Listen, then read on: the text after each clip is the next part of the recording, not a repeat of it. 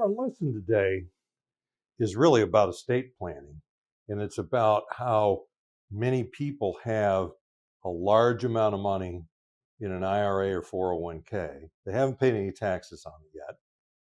If they're in their 60s or early 70s or even beyond, they're planning to do nothing but let it accumulate tax deferred until they have to do minimum distributions, and then they're only going to take the minimum. And they don't even know that, but it's the default strategy of just do nothing. And the people now, there's a lot of people that need their IRA money and they need it to live, and they're making withdrawals and all that. This isn't really for them. Okay, this is for the people who are just sitting on it. They don't really need it by the way they live. It brings them a lot of security, but they've got a ticking time bomb, or they got a tax bomb working out. This is a lousy estate planning strategy, is to just leave the money there, only take the minimum, and then hand it over to your kids. And it's a large amount of money, but it's infested with taxes.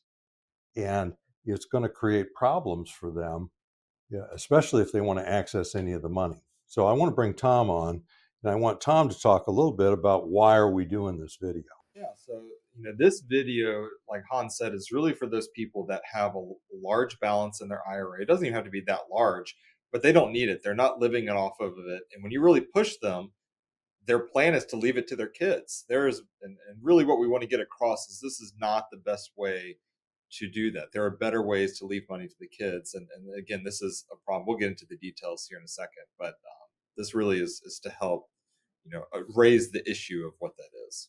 Yeah. So if we're talking to you, if this is making sense, this is for you. If you've got money sitting there, you're not making withdrawals, you really don't have a plan beyond taking money out at 73, and you don't even know how much that is, we're talking to you today. Okay, so listen up. Now, the Secure Act and the 10-year rule have just made the problem worse, because it used to be pre-Secure Act, or when somebody passed away in 2019 and before, they could, or you received an inherited IRA, and many of you have received inherited IRAs from your parents. And then you're allowed, or you were allowed, to stretch it over your lifetime. And then you could take little bits every year, and then you had to have it emptied by a certain date. And that really wasn't that bad. But then, unfortunately, most heirs don't do that, because when they receive it, they need the money. So a lot of people didn't stretch it when they could, and they take a big chunk.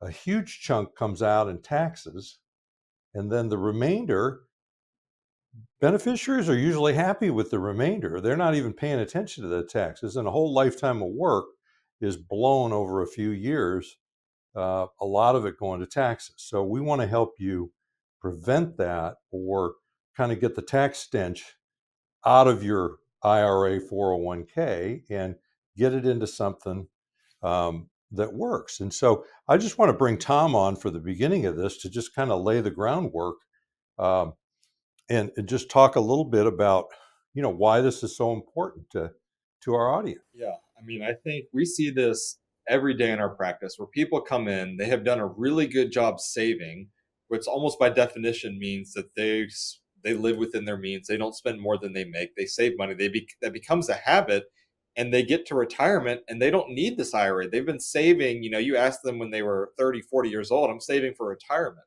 We're here, and they don't need it. They're living fine. They live off Social Security. They might have a little bit of a pension, and this money is just sitting there growing. And say, well, great, I have this balance. It gives them a lot of security. They like looking at this number on the piece of paper. They like to see it go up, but ultimately they have no real plan for this. The default plan is to leave it to the kids, and it becomes a real issue from a tax standpoint.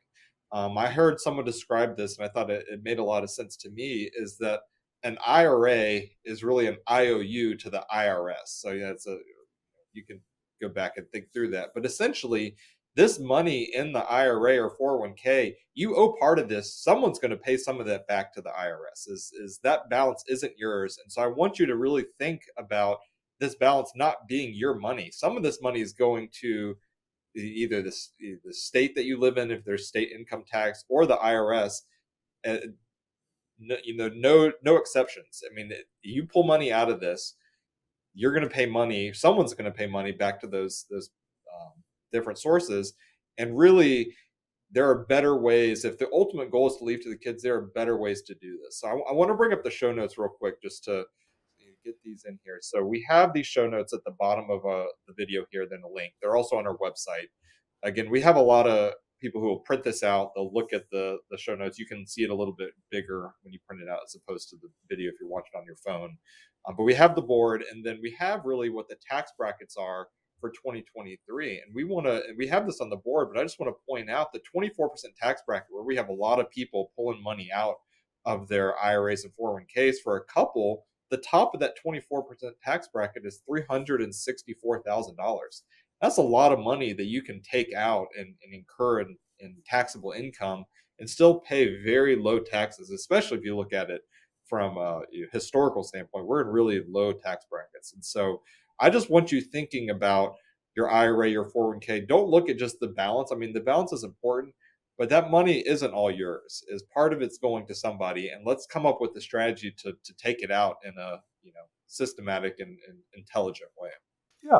So you look at, there's almost $35 trillion in retirement assets individually owned in the US.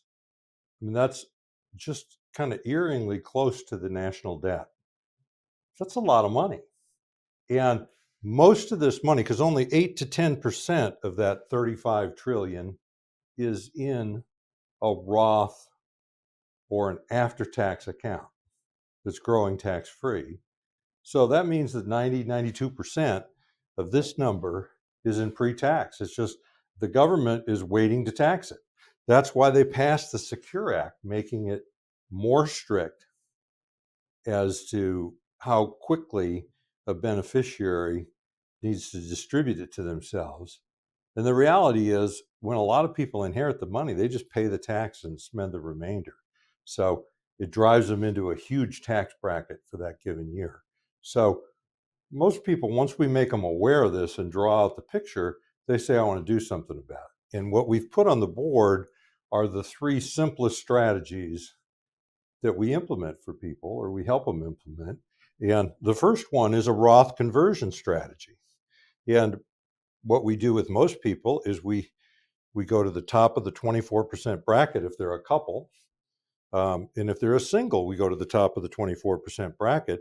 And if you take $364,200, and that's the amount you can earn and pay taxes on, and you're not going to pay anything higher than 24%.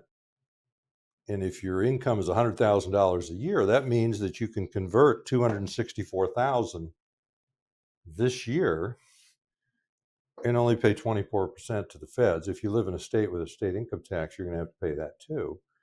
But once people take a look at that, and historically, that's a pretty reasonable tax rate. So a Roth conversion strategy, we have other videos on that if you want to learn more about it. But a Roth conversion strategy is going to be pieces of that, moving money from pre-tax to post-tax. Now, a second strategy, and many of these people that work with us, they do some form of all 3 of these once they learn what we're talking about here, and that's to buy a life insurance policy and overstuff it with money. I want to say overstuff it, stuff it with just the right amount. So we can set up a life insurance policy that it's heavy in cash value and then relatively light in life insurance, but there's a difference between the two. And we can't stick a whole hunk of money into a life insurance policy on the front end of the first year. We've got to spread that over 7 years, which works well with a tax paying strategy of, is just because, if you have $1 million IRA, for instance, or 401k or some combination, and you want to move it over to an after tax type of account, you're going to do that at the tune of 100,000 or 200,000 a year. But even if we said 100,000 a year for 7 years, pay the taxes out of the 100,000, and then whatever's left can pay the premium toward a life insurance policy. And the policy, I don't want to get too deep into this, but it's an excellent place to stuff cash and to accumulate cash, because you during your lifetime can tap that cash tax free at a later time if you need it. Or if you're like a lot of people and we're on estate planning here, they never touch it, then their kids receive a tax free, or their spouse, a tax free death benefit. They get a whole hunk of money that they don't have a tax encumbrance. So that's sweet. The third strategy is really what I encourage a lot of people to do is let's take an amount just out of there as a distribution and use it or spend it or pay the taxes and then use it or spend it, or now give it to your kids while you're alive or your grandkids. Spend it on yourself. I mean, there's no harm in taking money out of the IRA, paying the tax, if you do it in an intelligent manner, and then putting it in a savings account and using it for something, and or giving it away, like I said. So, and we'll have a lot of people once they get into this and where their IRA is designated for an estate, they don't want to give it to the kids now because they might need it later. And so they'll use a combination of these three strategies. Um, and all three of them allow them to get at the money on a tax-free basis later. So that's sweet. And what we've got is the tax brackets, because we do have some people, because for 2023, 2024, and 2025, taxes are basically on sale. I mean, that may irritate some of you. You're thinking, what, on sale? You know, I resent that taxes that I pay or whatever. But you start looking at a 24% or a 32% tax bracket. That is low compared to historically. I mean, when I was in my 20s, I was paying 50% taxes. I was making a really good income for that time. And my top of my bracket was 50%. And I think many of you have been in that bracket, as well as you've been in the 40s and the high 30s. And so the Tax Cuts and Jobs Act back in 2018 cut taxes, but it only did it for 8 years. So there's a sunset provision in the tax bill, the Tax Cuts and Jobs Act, that has it come to an end at 2025. So in 2026, if Congress does nothing, which I think is likely because there's so many things that need to happen to get everybody to agree on changing the tax code, that the way it stands right now, tax rates are going up significantly in 2026 and beyond. So what that means is you've got 3 years where taxes and tax rates are on sale. And if you're in this situation with a large amount of pre-tax money, let's go ahead and take advantage to the amount of your choice. And all this is really saying here is we don't know exactly what's going to happen in 2026 and beyond. But if nothing happens from the legislation, tax rates are going up. And when you look at the national debt, what it is, I find it hard to believe that they're going to pass another tax cut, or they're going to just extend this one further. So now I want to talk a little bit. I want to bring Tom on, and I want to see what Tom's got to say about these three strategies and taking advantage of the tax brackets. Yeah, I mean, I think the mix between which strategy is right for you is different for everybody. So if you have questions, call us. We're here to help. We do a lot of Zooms, a lot of calls across the country. So call us. But I think if you're sitting there and you don't have a plan with your IRA or 401k, we need to come up with some plan. Whether that's you spend it, you draw it down, you buy life insurance. I mean, it's different for everybody. But we need to have a plan around this because this is important, and ignoring it is not a great strategy. That shouldn't be. We would not recommend doing that. So call us. We're here to help. Yeah. So what we've been focused on primarily today is estate planning and talking about that an IRA is not a good vehicle for wealth transfer.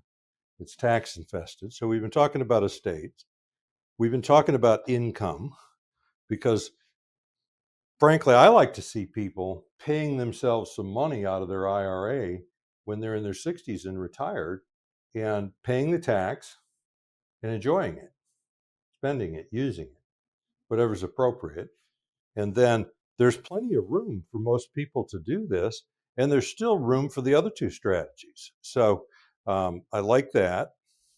We've obviously been talking about taxes and tax planning and looking to the future and trying to be smart and efficient about how much tax we pay and when we pay it, making our money available to us later. And then we've been talking about 401ks and IRAs. So, with that being said, I'm Hans Scheil. And I'm Tom Griffith. Thank you very much for listening. Thank you.